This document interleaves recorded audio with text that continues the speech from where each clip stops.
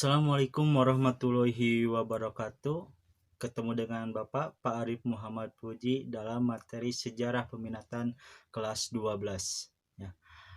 Pada pertemuan kali ini kita akan membahas sebuah konferensi. Namanya itu adalah konferensi meja bundar. Ya, konferensi meja bundar. Pada pertemuan sebelumnya kita sudah membahas bagaimana respon dari negara-negara tetangga kita atas kemerdekaan Indonesia. Kita ketahui bahwa Indonesia itu merdeka tanggal 17 Agustus 1945. Nah, ketika Indonesia merdeka dari Jepang, ya, respon-respon negara-negara tetangga kita ada dua. Ada yang menerima, tapi ada juga yang menolak atas kemerdekaan Indonesia. Yang negara yang menerima siapa saja? Pertama, ada India, ya. Dia menerima bahkan mendukung kemerdekaan Indonesia karena kesamaan nasib dengan India, sama-sama dijajah oleh bangsa Eropa. Yang kedua, ada negara Mesir karena kesamaan agama. Negara Arab Saudi sama, negara Palestina juga pun sama, ya. Yang paling dekat dengan kita, negara Australia pun mendukung atas kemerdekaan Indonesia, ya. Bahkan negara yang beda dengan agama kita, negara Vatikan pun ikut mendukung kemerdekaan Indonesia. Tapi ada beberapa negara yang menolak kemerdekaan Indonesia. Di antaranya yang paling keras menolak kemerdekaan Indonesia adalah negara yang pernah menjajah Indonesia, yaitu negara Belanda. Di mana Belanda menganggap bahwa Indonesia belum merdeka, bahwa negara Indonesia itu masih milik negara Belanda.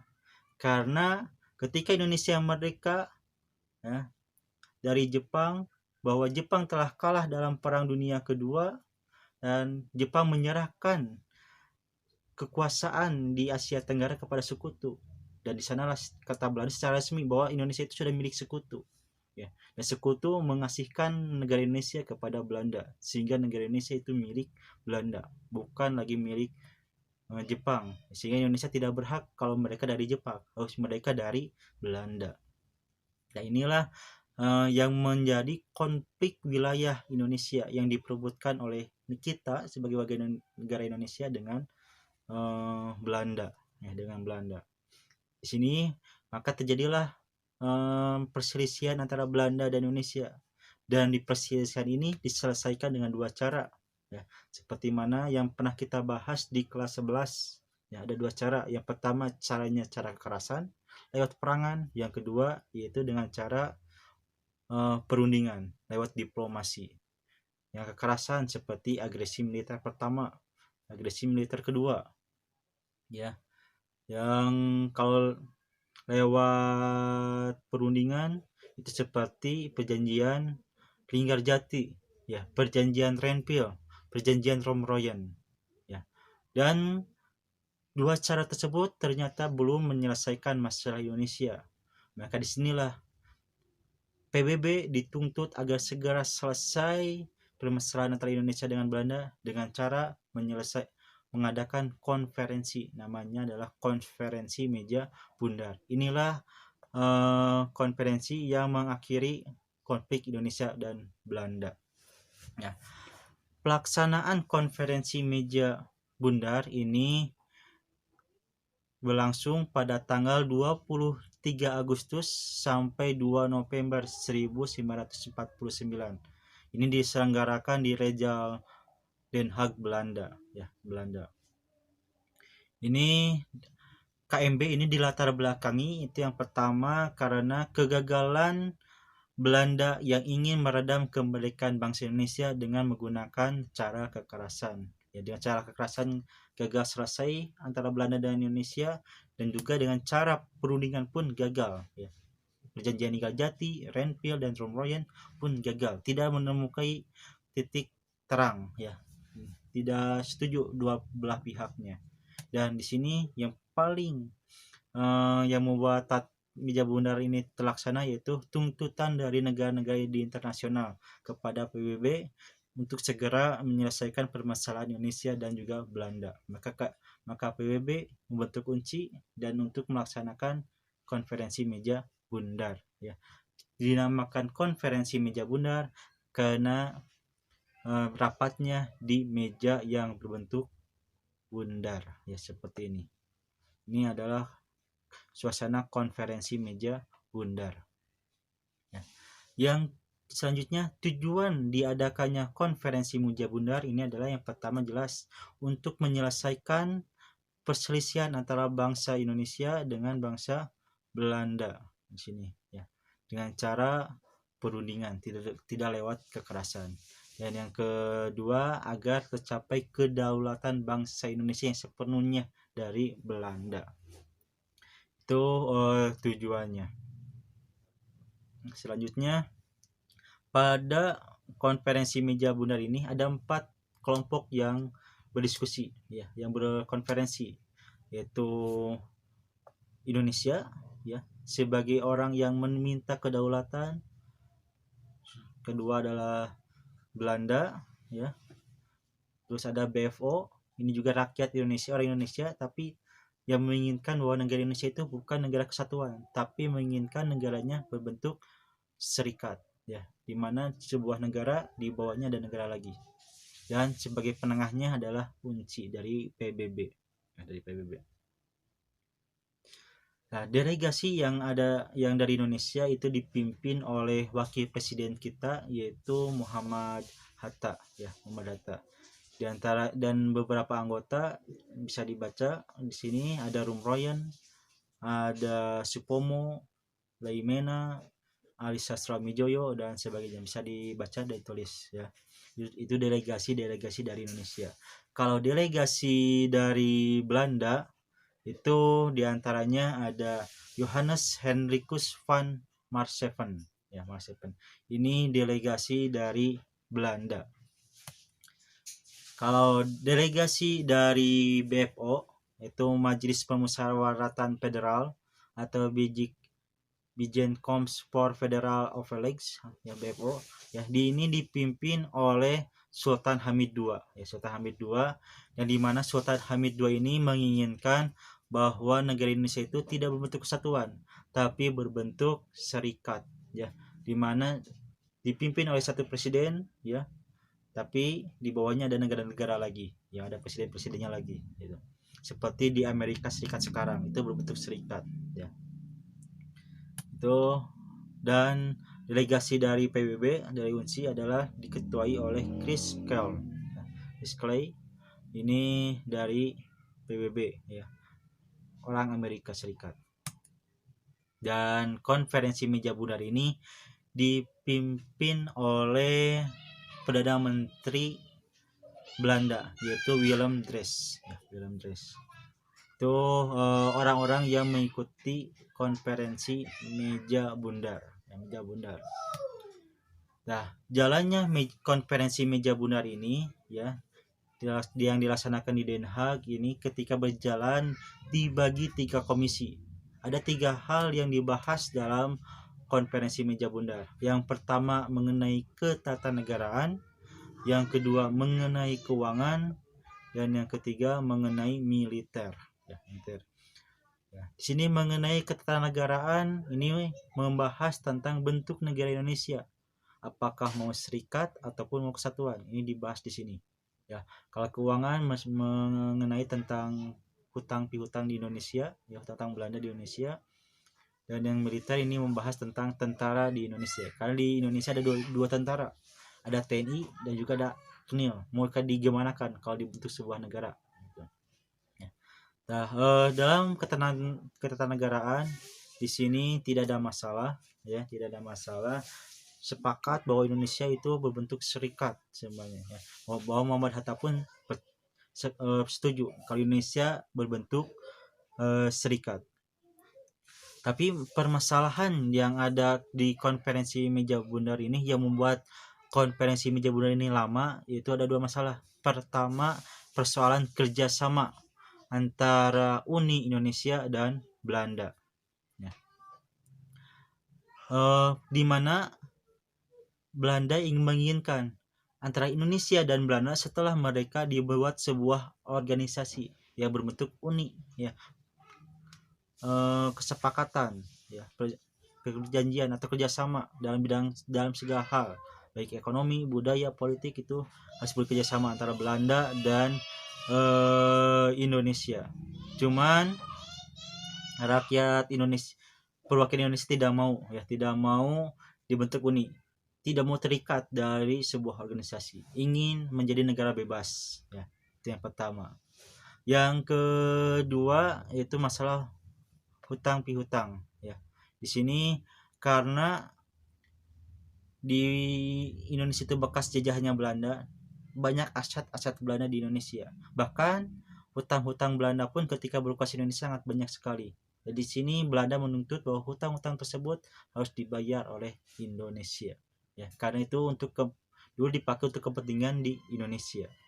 Maka itu menjadi tanggung jawab Indonesia. Tapi Indonesia tidak mau menerima. Tuh. Sehingga ini konferensi ini sangat lama, ya, hampir sebulan lebih konferensi ini dilaksanakan, tapi ternyata kita mendapatkan sisi terangnya. Apa saja hasil-hasilnya? Ya, di sini kita bahas. Yang pertama, pada hasilnya ini ada pada 2 November 1949 terjadi persetujuan KMB, ya. Yang pertama, Belanda akan menyerahkan kedaulatan kepada RIS atau Republik Indonesia Serikat, ya, pada Desember 1949. Akhirnya di sini KMB mendapatkan sisi terang bahwa Belanda tidak lagi mau menguasai Indonesia, menyerahkan sepenuhnya Indonesia kepada rakyatnya, ya, rakyatnya. Yang kedua, diputuskan pula beberapa persetujuan pokok yang terkait dengan masalah keuangan, ekonomi, sosial, budaya, dan lain-lain sebagainya. Ya. Yang ketiga, ya, di sini ada masalah yang belum beres, yaitu masalah Irian Barat, ya. Di sini Irian Barat Belanda belum menyerahkan sepenuhnya. Masalah Irian Barat akan dibahas 1 tahun kemudian, ya, 1 tahun kemudian. Karena di Irian Barat sangat kaya sekali, sehingga Belanda belum menerima kalau diserahkan langsung ke Indonesia. Dan yang keempat yaitu persetujuan KMB membentuk ketentuan mengenai terbentuknya APRIS, ya. Tadi yang kita ketahui bahwa ini tuh Indonesia di berdaulat, tapi bukan Republik Indonesia namanya, tapi namanya adalah Republik Indonesia Serikat, ya, Serikat, ya. Dan di bawahnya ada negara-negara lain seperti negara Republik Indonesia, negara Pasundan, dan negara lainnya. Nanti kita bahas. Nah, dibuatlah sebuah tentara. Negara tentaranya adalah APRIS, ya, yang dimana isi APRISnya ini ada 2 organisasi, yaitu TNI dan juga KNIL, ya, yang dulunya asalnya sering berperang, ya. KNIL dan TNI ini sekarang harus dipersatukan dalam sebuah organisasi namanya APRIS. Nah, ini nanti membuat kekacauan di Indonesia, sehingga membentuk pemberontakan selanjutnya seperti pemberontakan Andi Ajis, pemberontakan DTI, dan sebagainya. Dan yang kelima, kerajaan Belanda akan membentuk Uni Indonesia Belanda. Uni akan menjadi badan konstitusi bersama dalam menyelesaikan kepentingan umum, ya.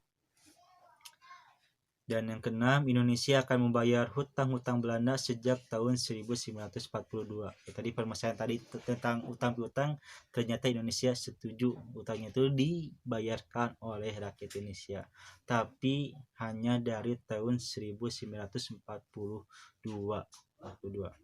Dan RIS terbagi menjadi 7 negara, ya, 7 negara dan 9 negara kesatuan yang berdiri sendiri, ya, sendiri. Ini hasil dari perundingan konferensi meja bundar, ya, bundar. Nah, Indonesia atau Republik Indonesia Serikat terbagi menjadi 7 negara bagian, ya, dan 9 negara satuan yang berdiri sendiri, ya. Di sini ada 7 negara bagiannya, itu diantaranya negara Republik Indonesia Serikat. Nah, ini yang tadi kita bahas, bahwa yang diakui oleh Belanda itu adalah negara Republik Indonesia Serikat, ya, serikat sini. Yang dimana isinya ada sebuah negara namanya negara Republik Indonesia. Di Republik Indonesia ini hanya sebuah negara boneka saja. Ya. Di negara Indonesia yang warnanya merah, ya ini Indonesia. Ada negara Indonesia Timur, ya ini yang warnanya biru. Ada negara Pasundan di sini, ya. Ada negara Jawa Timur di sini. Ada negara Madura. Terus ada negara Sumatera Timur. Sumatera Timur sini, ya. Ada Sumatera Selatan di sini. Ada itu 7 negara, dan daerah istimewanya ada Kalimantan Barat, ya ini Borneo warna hijau. Nah, hijau. Ada Borneo Timur, ya. Ada Banjar, Dayak Besar, ya. Riau, ya. Bangka, Jawa Tengah, Kalimantan Timur, Kalimantan Tenggara, dan sebagainya. Nah, itu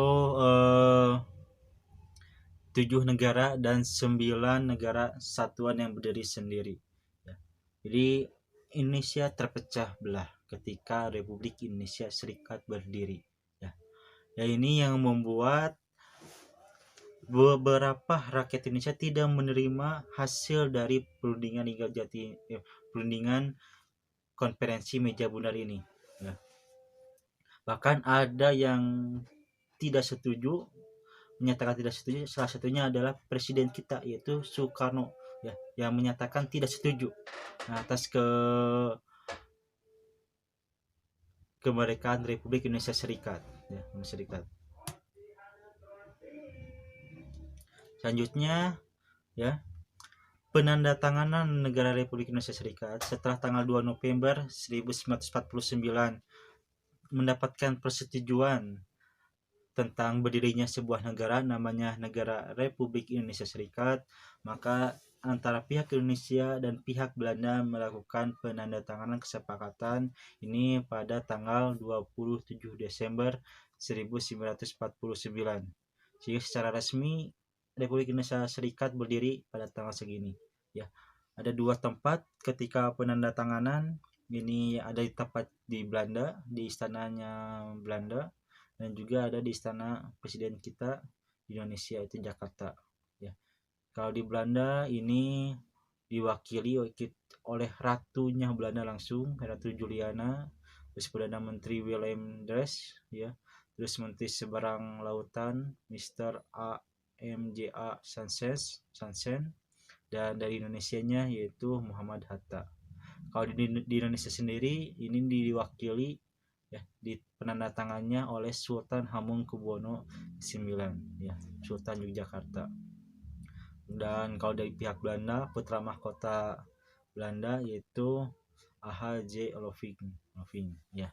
Dan mereka mendapat kesepakatan bahwa presiden Indonesia Serikat adalah Soekarno, ya, Soekarno. Kalau presidennya Republik Indonesia itu Mr. Saad, ya, Saad. Faktor bubarnya Republik Indonesia Serikat sini, ya, Republik Indonesia Serikat hanya 1 tahun saja, itu pun tidak 1 tahun, cuma 9 bulan saja. Mereka bertahan karena kebanyakan rakyat Indonesia tidak setuju akan berdirinya negara Republik Indonesia Serikat, ya, Indonesia Serikat. Bahkan Presiden RIS-nya pun tidak setuju akan didirikannya RIS. Dia menginginkan bentuk Indonesia itu berbentuknya kesatuan, ya. Di sini faktor yang membubarkannya itu pembentukan RIS didukung oleh ideologi yang kuat. Di ideologi kita ada kesatuan, ya. Tidak untuk serikat, tidak untuk pecah belah. Yang kedua, pembentukan RIS didukung oleh masyarakat, jelas, ya. Kita setuju pun itu hanya sebagai batu loncatan agar kita bebas dulu dari Belanda. Yang penting bebas dulu. Kalau sudah bebas kita yang ngatur, gitu. Yang ketiga, mayoritas anggota kabinet mendukung pembentukan negara Indonesia Kesatuan Republik Indonesia. Ini kebanyakan anggotanya ingin Republik Indonesia Serikat, Republik Indonesia tanpa serikat. Nah, yang keempat, pembentukan negara RIS dianggap sebagai upaya Belanda untuk memecah belah bangsa Indonesia. Dan ini kenapa RIS hanya sebentar saja, sehingga di sini rakyat Indonesia mulai melakukan jalur agar supaya kembali lagi ke RI. Ini jalurnya bisa dibaca sendiri, yang diadakan konferensi segitiga antara RIS, NIT, NST, ya, diadakan pembicaraan pembentukan negara kesatuan Republik Indonesia, dicapainya piagam persetujuan, rancangan undang-undang dasar diterima baik oleh Senat, Parlemen, RIS, dan KNIP. Presiden Soekarno menandatangani UUDS 1950 dan negara RIS dibubarkan, diganti dengan negara kesatuan Republik Indonesia, ya, yang kita kenal yaitu sekarang, ya, negara kesatuan Republik Indonesia. Sampai saat ini kita masih bertahan. Itulah perjuangan rakyat Indonesia zaman dahulu ingin membuat sebuah negara. Mereka harus berhadapan dengan negara-negara lain, ya. Mereka berunding di siang malam agar kita menjadi negara yang aman, damai, tanpa ada perselisihan. Ya, ini hasil perjuangan dari founding father kita semuanya, ya. Itu saja mungkin pertemuan kali ini yang Bapak bahas. Selebihnya kalian pelajari di buku catatan nanti atau di internet, ya. Kalau ada kekurangan, kurang paham, bisa ditanyakan ke nomor WA Bapak yang ada di sini, ya. Ketemu lagi minggu depan dalam materi sejarah peminatan, ya, peminatan. Jangan lupa tugasnya dirangkum, kirimkan ke Google Classroom, ya. Terima kasih. Assalamualaikum warahmatullahi wabarakatuh.